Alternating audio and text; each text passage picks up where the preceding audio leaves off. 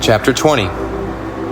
Early on Sunday morning, while it was still dark, Mary Magdalene came to the tomb and found that the stone had been rolled away from the entrance.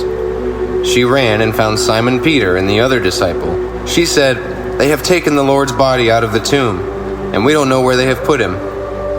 Peter and the other disciple started out for the tomb. They were both running, but the other disciple outran Peter and reached the tomb first. He stooped and looked in and saw the linen wrappings lying there, but he didn't go in. Then Simon Peter arrived and went inside. He also noticed the linen wrappings lying there, while the cloth that had covered Yeshua's head was folded up and lying apart from the other wrappings. Then the disciple who had reached the tomb first also went in, and he saw and believed. For until then, they still hadn't understood the scriptures that said Yeshua must rise from the dead. Then they went home.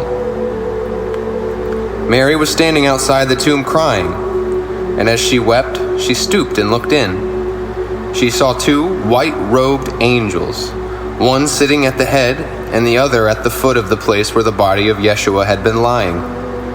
"Dear woman, why are you crying?" the angels asked her. "Because they have taken away my Lord," she replied, "and I don't know where they have put him." She turned to leave and saw someone standing there. It was Yeshua, but she didn't recognize him. "Dear woman, why are you crying?" Yeshua asked her. "Who are you looking for?" She thought he was the gardener. "Sir," she said, "if you have taken him away, tell me where you have put him, and I will go and get him." "Mary," Yeshua said. She turned to him and cried out, "Rabboni!" "Don't cling to me," Yeshua said, "for I haven't yet ascended to the Father. But go find my brothers and tell them, I am ascending to my Father and your Father, to my God and your God."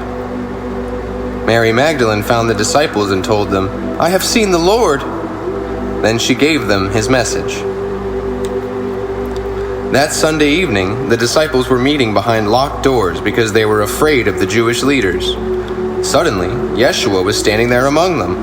"Peace be with you," he said. As he spoke, he showed them the wounds in his hands and his side. They were filled with joy when they saw the Lord. Again he said, "Peace be with you. As the Father has sent me, so I am sending you." Then he breathed on them and said, "Receive the Holy Spirit. If you forgive anyone's sins, they are forgiven. If you do not forgive them, they are not forgiven." One of the 12 disciples, Thomas, was not with the others when Yeshua came. They told him, "We have seen the Lord."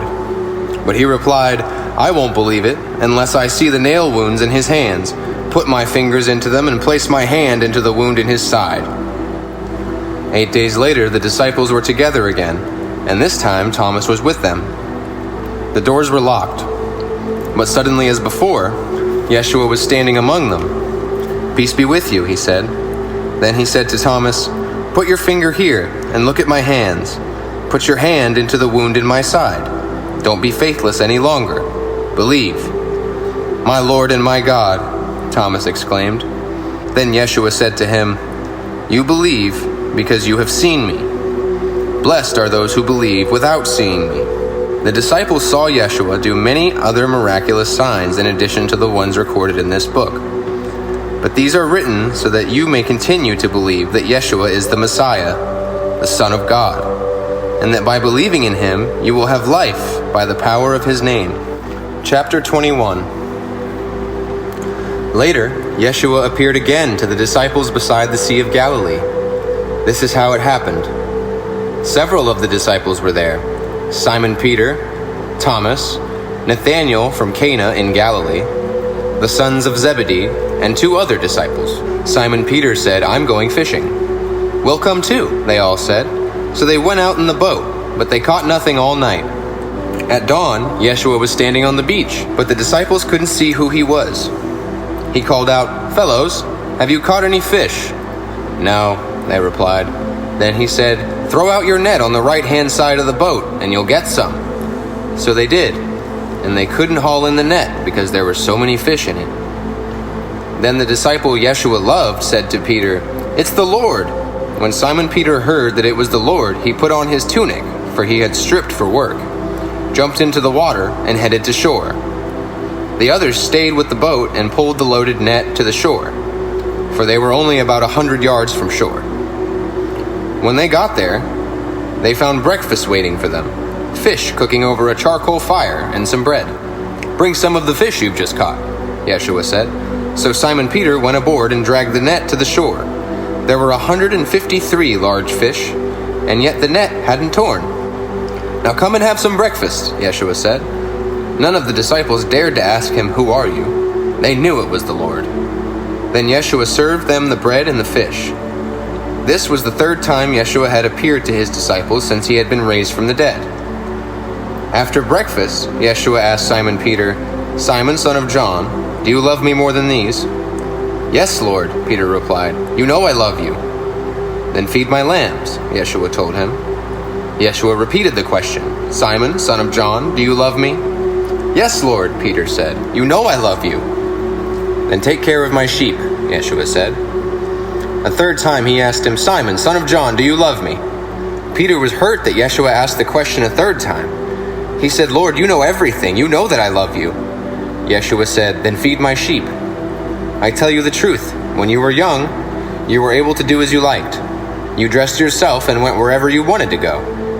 But when you are old, you will stretch out your hands, and others will dress you and take you where you don't want to go." Yeshua said this to let him know by what kind of death he would glorify God. Then Yeshua told him, "Follow me." Peter turned around and saw behind him the disciple Yeshua loved, the one who had leaned over to Yeshua during the supper and asked, "Lord, who will betray you?" Peter asked Yeshua, "What about him, Lord?" Yeshua replied, "If I want him to remain alive until I return, what is that to you? As for you, follow me." So the rumor spread among the community of believers that this disciple wouldn't die. But that isn't what Yeshua said at all. He only said, "If I want him to remain alive until I return, what is that to you?" This disciple is the one who testifies to these events and has recorded them here. And we know that his account of these things is accurate. Yeshua also did many other things. If they were all written down, I suppose the whole world could not contain the books that would be written. The Gospel of John.